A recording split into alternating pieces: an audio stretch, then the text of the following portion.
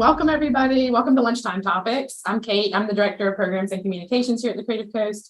Jen Bonet is sitting in the front. She's the Executive Director here. And our lovely presenter today is Ms. Murem Sharpe. She's a Creative Coast board member and longtime board member. And she is the partner in revenue growth at TechCXO.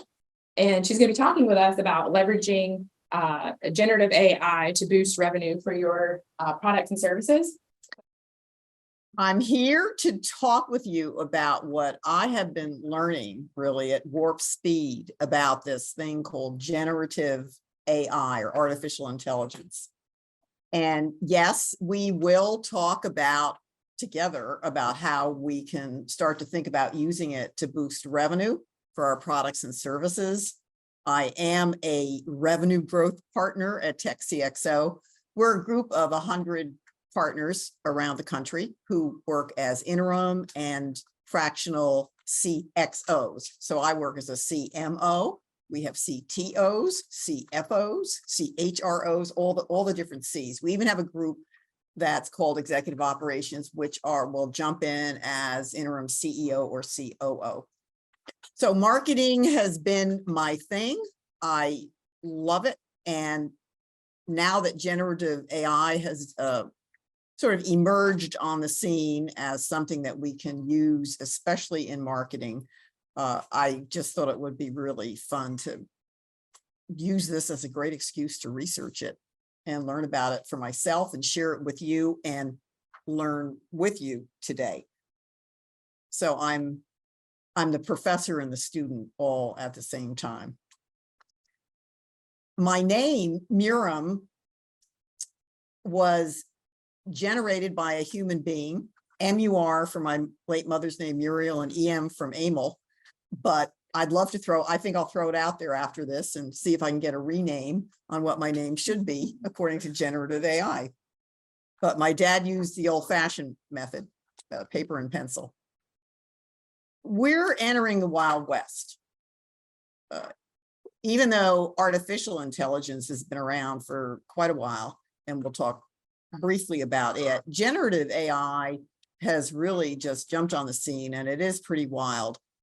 You're going to see exceptionally long text in these slides because I tried to repeat the prompts as much as possible so you could see what either BART or ChatGPT, or in this case, Night Cafe, an image creator, created.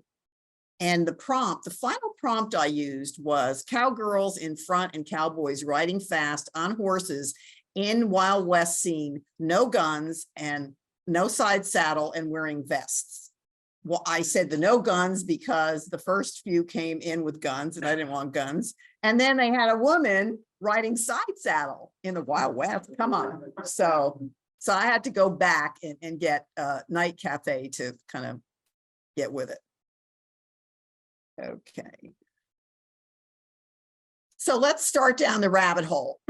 I used a prompt with Dream by Wombo, fabulous looking rabbit going down rabbit hole. And I think it looks really fabulous. I had asked Night Cafe the same prompt, or given them the same prompt. It really was not fabulous, but this is fabulous. So let's go down the rabbit hole.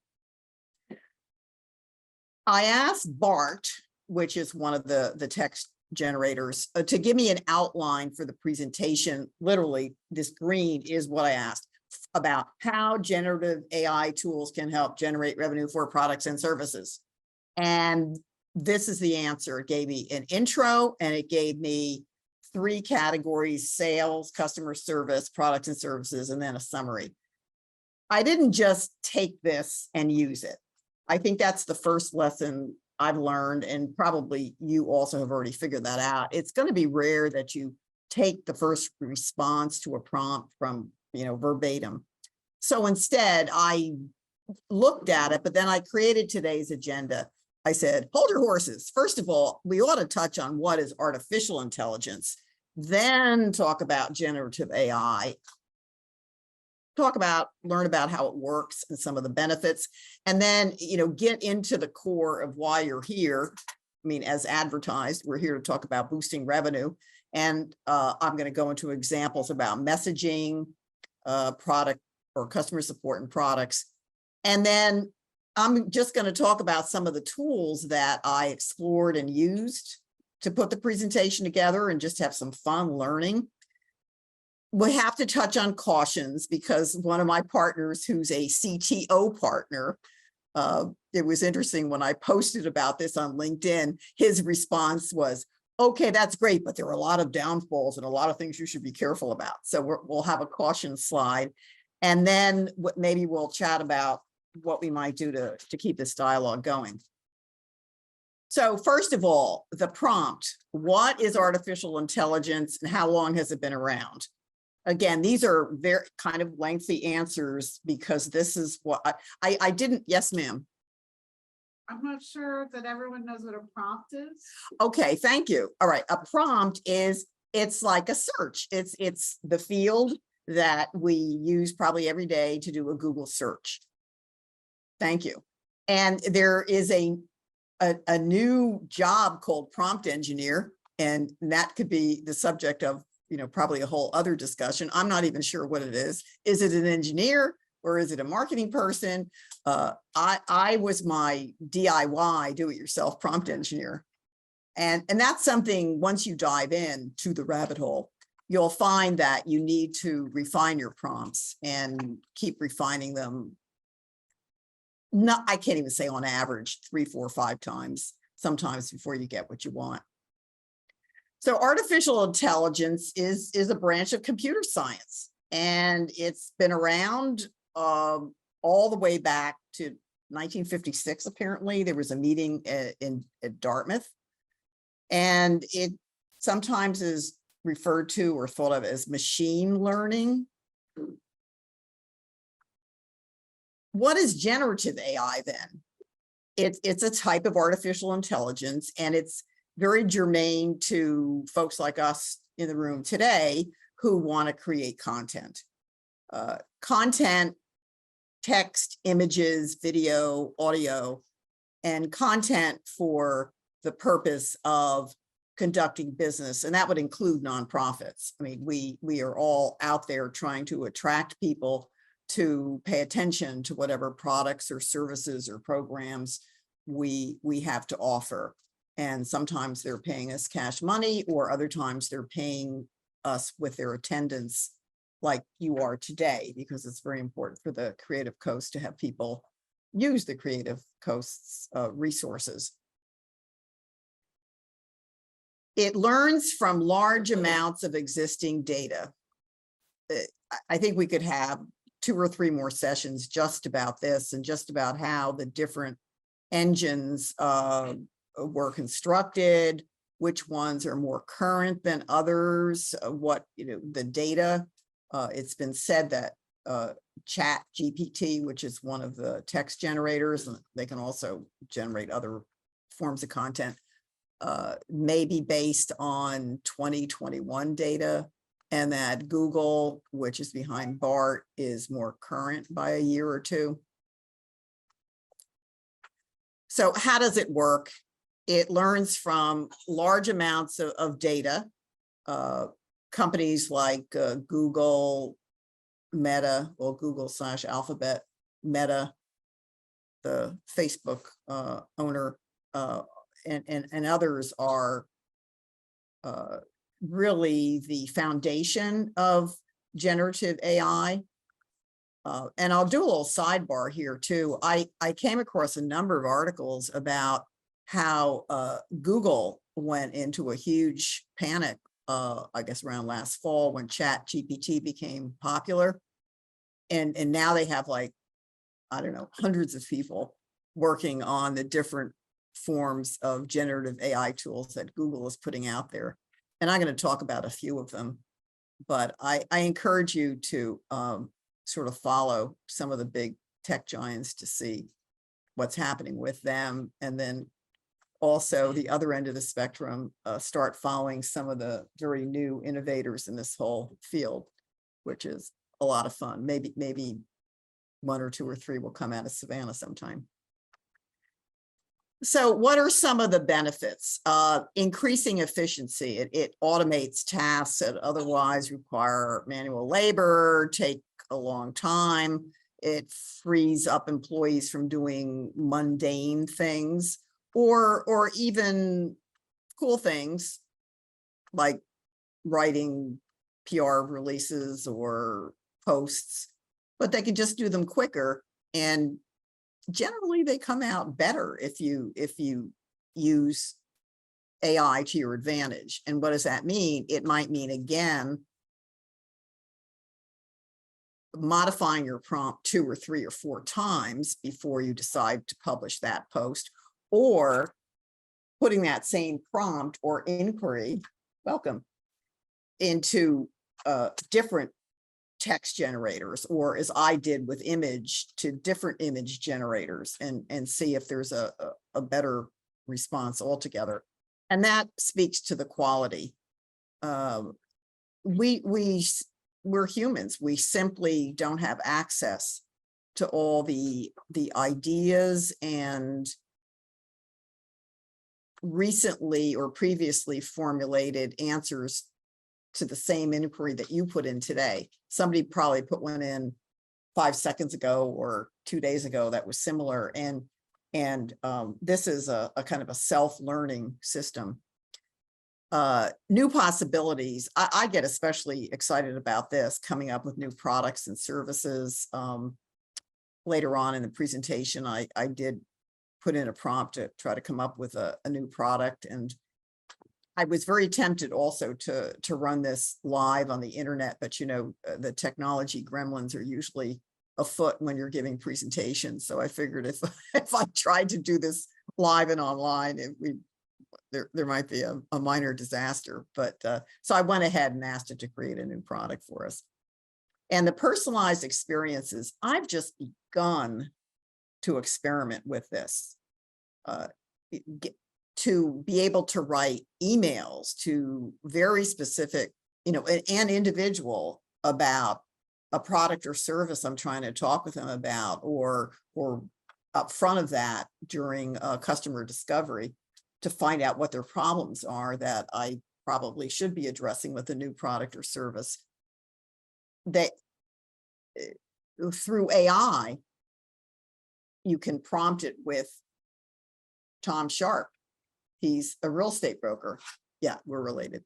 And what is he interested in using in the way of technology?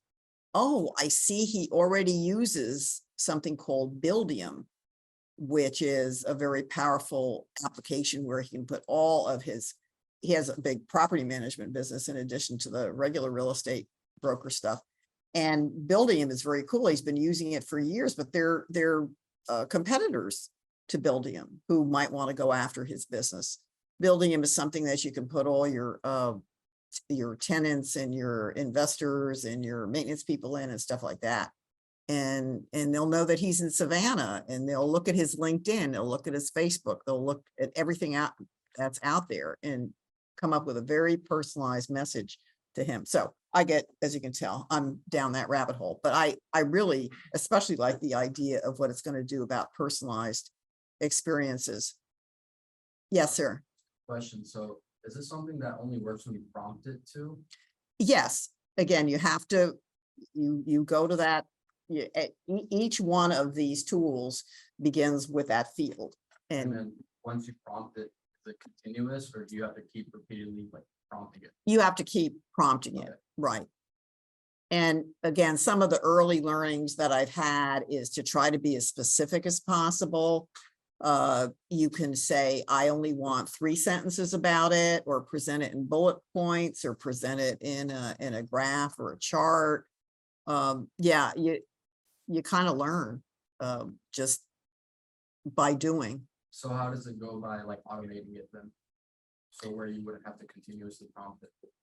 I can't answer that. I'm not, maybe somebody will come up with a tool to be able to just say, do it better. I mean, in the field, there is a little edit pencil. So you don't have to, you know, go down to a new window. You can keep changing that window. In fact, I did that in order to come up with, I asked it for 3 sentences about each of the tools that I'm going to talk about later. And it didn't always comply. Sometimes it was more, I don't know why. It was BART and I was using, I mean, and all I would do is in the edit is I would change the name of the tool, but it still said, give me 3 sentences that explain what it does and who offers it. Cause I'm always curious, you know, about where it came from. You know, was it a big Google or, you know, the guy down the street? But I don't know, maybe somebody will automate that, but that's a good question. So OpenAI, which is the granddaddy, grandmommy of it, yeah, launched the ChatGPT in exactly the form that Jen mentioned. And they've been iterating on it too. Well, and to go down, I think I love this rabbit hole because having been I don't like to use non-hyphen, but I was a non-techie founder of a software company. And what excites me about artificial intelligence and generative artificial intelligence, when you look at being able to write code, that's one of the things that you struggle with when you are not a technical founder. But if, you know, today I were to found a software company, I think I'd still have a technical partner, but at least I too I could probably write a small piece of code. I'd learn how to do it. And maybe in the Girls Who Code program, I don't know, maybe are they going to start using artificial intelligence? Maybe. Let's find out. Okay, so how can generative AI generate revenue for products and services? And it came back with these 3 categories: increase sales by generating leads, personalizing messages, you know, that whole process whereby the potential buyer, whether it's business to business or business to consumer, has to be reached. They're going to do some of their own research, but then at the end of the day, there has to be that very kind of personal or specific connection. Improving customer service, I think it's going to be huge. I mean, we've experienced bots who pop up on websites and try to help either sell something to you, or if you're in the help section, try to avoid having you want to pick up the phone and talk to a human being. So they keep trying to get more and more specific. And so we've seen a lot of this. And then develop new products and services. Again, that's the one that excites me probably the most. I am a marketer, but I started my career as a product manager. So I think once you're in product, you're kind of always in product. So these are the examples that I asked Bard to, I did most of this with Bard, a little bit with ChatGPT.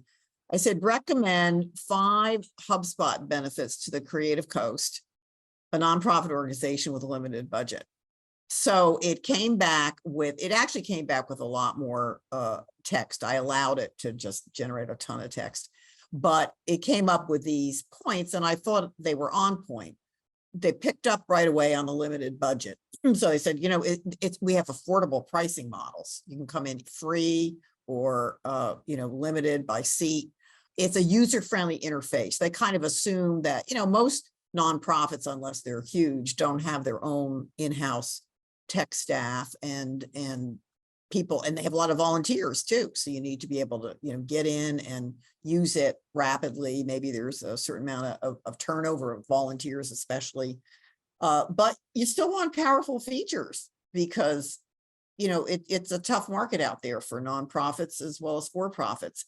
Integrations with other tools, pretty smart. There's an assumption that probably this nonprofit is using other types of tools, whether it's HubSpot is known as a CRM, but they also have all kinds of marketing campaign tools and sales tools. And then excellent customer support.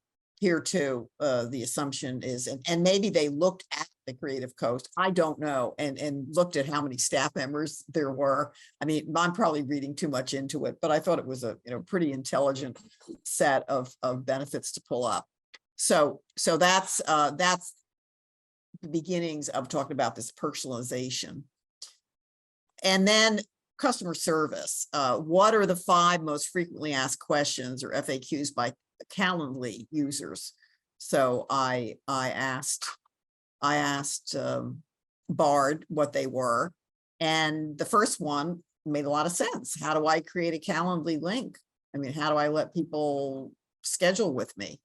And then multiple calendars, that makes sense. I'm a Calendly user and I use I see a head shaking here. I coordinate my business, my TechCXO calendar with my personal calendar. And then I had a very large demanding client recently and I had their calendar in there too. So I could, really made sense. How do I customize my Calendly appearance? I was a little surprised that showed up as a third one, but apparently it's pretty popular. And how do I integrate Calendly with other apps? Here again, maybe my CRM, or if I'm an individual, it's my it's just my contact list. And how do I get help with Calendly? That's super important. I had a problem with Calendly, and then I realized that for some reason the auto renew had not taken place. And that was why I couldn't use Calendly. I hadn't paid, that little minor detail. And then here's the 5, ask for 5 new product ideas for electric bikes. We'll go through them. I mean, I think a couple of them, at least to me, seem pretty interesting. Folding electric bikes. Now I've seen that already. So that way, I don't know, that came out as number 1. Cargo bikes, yeah, kind of interesting. Maybe Amazon's going to be delivering with electric bikes, and you have to have, be able to transport heavy stuff. Electric mountain bikes, I don't know how cool that is. Electric, like it kind of defeats the purpose. If you're going to go mountain biking, why do you have an electric bike? But electric fat bikes, I just like that because I could just see riding in snow or sand. I mean, most of us live here because we don't want to ride in snow, but maybe we want to ride in sand. So that could be cool. And then electric tandem bikes, that was kind of cute. So, and I've seen a lot of results of people getting very specific about new product ideas, including something that they want to, that could also be very effectively sold on Amazon or would be sold in a specific retail chain or something like that. I mean, I don't know how many of you are Shark Tank watchers. I am. Yeah, I talk about an addiction, but they're all often, they ask very good questions, and one of them is, where are you planning on selling it? And if they say, well, I've already been selling it online and I'm about to try to sell it in retail, usually Mr. Wonderful goes, take it behind the barn and shoot it. But it's entertainment, isn't it? Right. But anyway, so the product ideas aspect of generative AI is just a lot of fun, but also could be very seriously productive.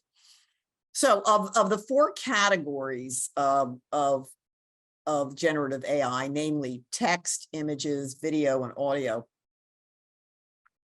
I asked which has the most advanced generative AI tools and why, and then of course down to least. Text came out number 1. It's a relatively simple form of data that's, I'm reading here, that's easy to understand and process. Next, image generative AI tools are coming along. And again, I had deliberately had some experience with that just to come up with those 2 different images at the beginning of the presentation. I'm going to play around with it more.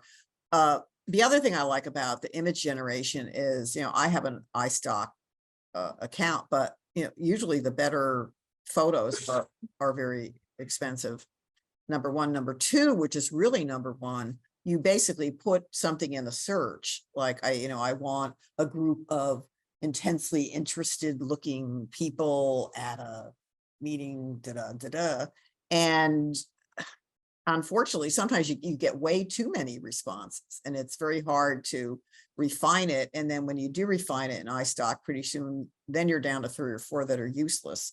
So I'm kind of looking forward to using the image generators to come up with. Now, they won't look like photographs necessarily, I don't think, but maybe eventually they will. But they'll be cheaper, faster, maybe better, and probably good enough. I mean, as we all know, for posting in social media, the best thing you can post is video because the algorithms love it, and then they love images. And I don't know if they care whether the image is an actual photograph or more like a drawing, artistic image that the AI generator would come up with. Video generation AI tools, they are still in early stages of development, although as I poked around and to come up with, I just wanted to show in each of these, I'm going to show 6 that I took a closer look at. I think they're coming along pretty well. And again, the big guys and gals are behind, especially behind video, as you might imagine, Alphabet / Google / YouTube. It's very important to them and to Meta. Audio generative AI tools, digital audio, I have a soft spot in my heart for it, having had a software company in that space. It's just a ton of fun. I mean, and I'm going to show you a range of, just kind of, in a way, mundane text to speech, but, and also transcription kind of purposes of using it. But I think the voiceover stuff is just absolutely amazing. And later on, we'll talk about some of the kind of the downsides of generative AI and, which jobs are going to go away and which new jobs are going to hop on the table. We've already talked about prompt engineers as something new. I wonder about voiceovers because the technology, for whatever reason, Bard told me that audio generation was the least evolved, but some of the voiceover stuff I saw was fabulous. The prompt that I use for each and every one of these for text, and then we're going to go to the other forms. I said, describe name of tool, Bard, in 3 sentences, including what it does and who offers it. Because I think we should be also interested in who offers it, because that'll kind of give us a clue whether or not we want to go with it or not. Okay, Bard is a large language model from Google AI trained on a massive data set of text and code.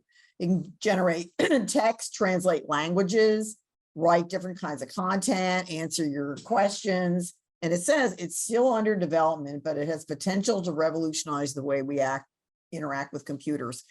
Bard, I don't know, every week or something sends out a certain number of beta user accounts. So apply and you probably get it. I mean, it took like just 2 days or a day or something for me to get Bard.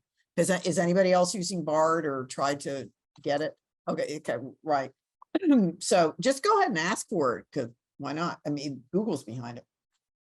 ChatGPT. Okay, it's an AI chatbot developed by OpenAI, again, trained on a massive data set of text and code, and it's actually kind of repeated pretty much what it said about Bart. But then I asked the extra questions. Tell me about the versions of ChatGPT. They're calling it the legacy version, which is available to all users. It's GPT-3.5. Okay. And then default is it's available in the ChatGPT Plus subscribers. I'm a Plus subscriber because, I mean, it's not that expensive, and it's, I don't know, $6 a month or $5 or something like. Is it 20? Oh, well, see, there we go. So, but I'm still going to probably use it, and it's you can get results faster supposedly, but it's a month to month, so I don't know. I may or may not. And then there's something called Turbo, and maybe I've gotten Turbo. You have to be in the Plus program to get Turbo. Okay, the next one, copy.ai. It's interesting. And our firm has a small internal marketing team, and the head of marketing, I don't know if he was approached by copy.ai or he's using it or something, but I went to one of their webinars, and somebody's investing in them because they're putting out a lot of webinars. There's a lot of communication. It's a writing tool that geared for high quality marketing copy sales, emails, ad copy, founded in 2020. they seem to be marketing themselves pretty aggressively. Jasper was recommended to me. I looked at it briefly over the last couple of days. It looks pretty darn good. It's from a company called Jarvis.ai. So to be continued. Right Release to me is fascinating because it comes from a PR company called, with an odd name, Gregory FCA. The founder's name is Gregory. And it's a PR company that I had worked with extensively with one of my recent former clients in MedTech. They created Right Release. And Kate and I used it together to write the press release about this event. And it's, very specific. It just, it takes you through the format of what you need, the headline and subhead and date and location, blah, blah, blah. And you just fill it out, and it created a pretty good, I don't know if you even edit it very much, but no, it was pretty darn good, and out it went. So, I mean, that's all the way from, a Google back, Bard to Right Release. And then there's another one called Right Sonic. Again, it was, Right Sonic is an AI rating tool with high quality content, including articles, blog posts, social media posts, and marketing copy. It's a company based in the US by the same name. Now, images, Art Breeder, it's again was recommended to me, and in the description it says it uses a genetic algorithm. Does anybody even know what that is? I mean, I just copy pasted this in here. So it's developed by an AI art lab, and it's free. Beautiful.ai, I put it under images. It's a presentation software. So I categorize it as images. I did not use it for this. I actually, I hired somebody from Upwork to help me put this together so it looked decent, because I'm not very good at putting in the PowerPoint. I mean, the content maybe, but not the look. And then another one, Dolly, it's like a play on the artist Dolly. It's still under development, but is anybody using Dolly? I guess, are you? Okay. Yeah. All right. So I think maybe they just want to say that they're still in beta. That's what, we folks in tech often calls things beta, so that we're not accused of it being not perfect. But I don't know if anybody wants to comment about DALL-E. I haven't used it really much. And then a deep dream generator. I couldn't resist it because it creates a variety of psychedelic images, from abstract patterns to landscapes, and it's based on Google's deep dream algorithm. So it's going to be pretty interesting to see where that one goes. And then the Dream by Wombo, I used that for the rabbit, and they're out of Canada. So I'm like a lot of Americans. Anything that comes from Canada, I always think is like extra cool. And then Night Cafe Creator, I use that for the Wild West scene. It's a little weird. And they're based in the Czech Republic. Isn't that cool? So I think that, this is opening up opportunities for literally people around the world. Okay. Video Imagine, it's offered by Google AI. So I thought I had to put it there. It's still, they say, under development, although, maybe later on, I have it sitting open on my computer for later to look at, but there's some examples of what it's doing, and it looks like super cool. Lumen 5 is just another one that was recommended to me, and the description just says engaging videos from text, images, and music. So and some of the video as well as the audio are more music oriented and entertainment oriented than business or practically oriented. I had to put in Meta AI. It's offered by a research group at Meta. It's still under development, but something we've got to watch, because look how important video is to Meta for its Facebook and other properties. And then Yeah, I have to compare, because I always like to see these giants sort of battling with each other. Compare Imagine by Google and Dream by Meta, and Dream supposedly has higher quality images in the videos, and Meta is faster at generating images from text descriptions. So who knows what the future will bring. How tune, and I'll find a way to get all these out to you so you can, but again, as soon as you go down the rabbit hole, you're going to generate 6 of your own. So, but I'll be happy to share mine. And Synthesia, Beyond, they're smaller companies, and Synthesia happens to be based in London, but they're all coming along pretty interesting. Now, I mentioned that one of my favorite arenas is audio, and Koki is how they pronounce it. Has, again, it's a tool developed by Mozilla, and it's free. It's and they just have the best actually video about how you can play around with voiceovers. It's just amazing. It generates, they say, realistic human-like voices. Absolutely. They say it's still under development, but it sure looked good to me when I visited their site over the last couple of days. Magenta is a research project from Google, so let's keep our eyes on Magenta.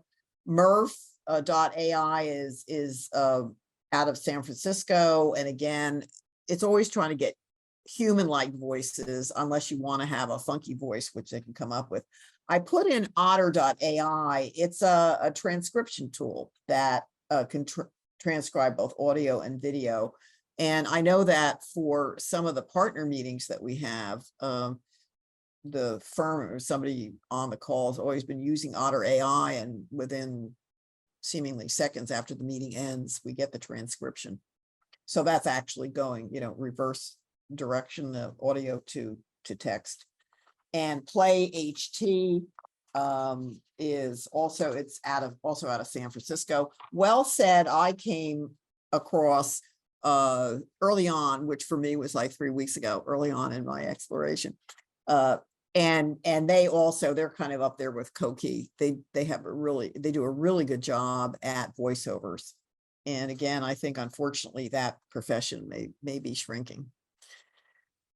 Okay, so my CTO partner, Brian Denstead up in Charlotte, said, Murem, you got to talk about things to be cautious about too. Obviously, because it's good at what it's doing and only going to get better, a lot of misinformation can be put out there. I mean, I could have put an umbrella over this whole talk and said, don't believe a word of it, because I use generative AI to produce a lot of it. Oops. And then deep fakes, I think we're probably especially going to see that in video, where it gets so good that it looks like, Tom Sharp, trying to sell a mansion to Putin or something, could look like that.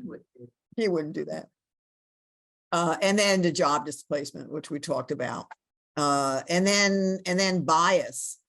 One of the reasons that I put in that prompt for the Wild West, that I wanted the women up front just because, I like to do that, but I said vests because the first images of the women were not nice.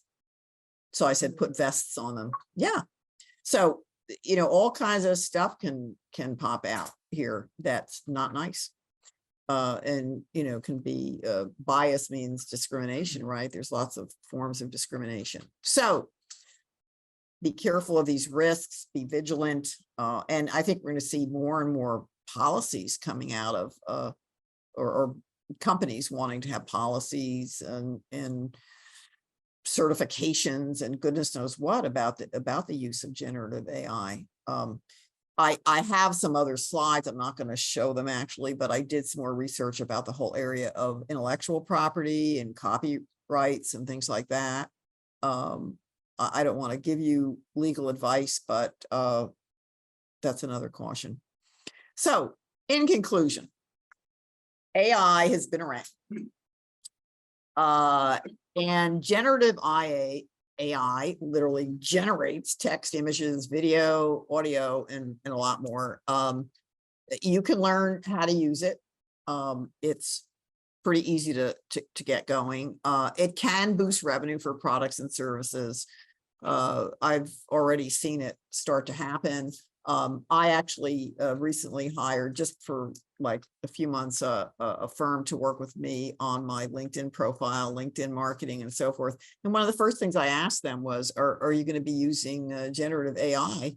I mean, not that it'd be a bad thing, but because, you know, I want them to save time on generating posts and analyzing what's going on with my own Murem brand marketing. And they said, yes, oh, absolutely. So I don't mind that. Cautions, I mentioned a few of them.